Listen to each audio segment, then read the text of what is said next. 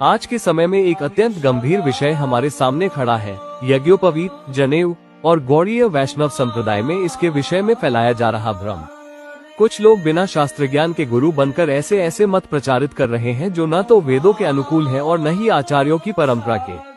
पहली ओर कुछ लोग कहते हैं कि भक्ति में जनेऊ की कोई आवश्यकता नहीं है, जबकि दूसरी ओर कुछ लोग हर किसी को, चाहे वह किसी भी वर्ण का हो या विदेशी हो, जनेऊ प्रदान कर रहे हैं। ये दोनों ही दृष्टिकोण शास्त्र विरुद्ध है। वेद स्पष्ट रूप से बताते हैं कि यज्ञोपवीत का अधिकार केवल 3 वर्णों ब्राह्मण, क्षत्रिय और वैश्य को ही है। ऐसे में बिना अधिकार के किसी को जनेऊ देना केवल दिखावा और धर्म का अपमान है, जिससे भक्ति का उत्थान नहीं बल्कि पतन होता है। श्री चैतन्य महाप्रभु ने स्वयं अपने जीवन से यह सिद्ध किया कि भक्ति का संबंध हृदय की शुद्धता से है, न कि बाहरी आडंबर से। उनके परम प्रिय भक्त हरिदास ठाकुर को उन्होंने कभी जनेऊ प्रदान नहीं किया, फिर भी उन्हें ब्राह्मणों से भी उच्च सम्मान दिया। इससे स्पष्ट होता है कि हर किसी को जनेऊ देना न तो आवश्यक है और न ही उचित। महाप्रभु ने वर्ण व्यवस्था का उल्लंघन नहीं किया, बल्कि उसके भीतर रहकर भक्ति की सर्वोच्चता को स्थापित किया। इसलिए ये कहना कि सबको जनेऊ दे दो, यह महाप्रभु के नाम पर गलत प्रचार है।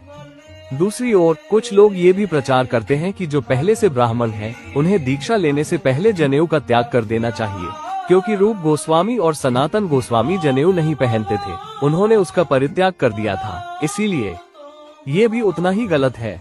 जब तक कोई व्यक्ति वैराग्य या संन्यास मार्ग को ग्रहण नहीं करता, तब तक उसे अपने वर्ण और उसके कर्तव्यों का पालन करना ही पड़ता है। रूप गोस्वामी, सनातन गोस्वामी आदि महान आचार्यों ने भी जनेऊ का त्याग तभी किया जब उन्होंने पूर्ण वैराग्य मार्ग अपनाया, न कि सामान्य गृहस्थ अवस्था में। इसलिए किसी को जबरदस्ती जनेऊ त्याग करवाना भी शास्त्र और परंपरा दोनों के विरुद्ध है। अंत में समझने की बात यह है कि जनेऊ का अधिकार जन्म से निर्धारित होता है, केवल गुण या इच्छा से नहीं।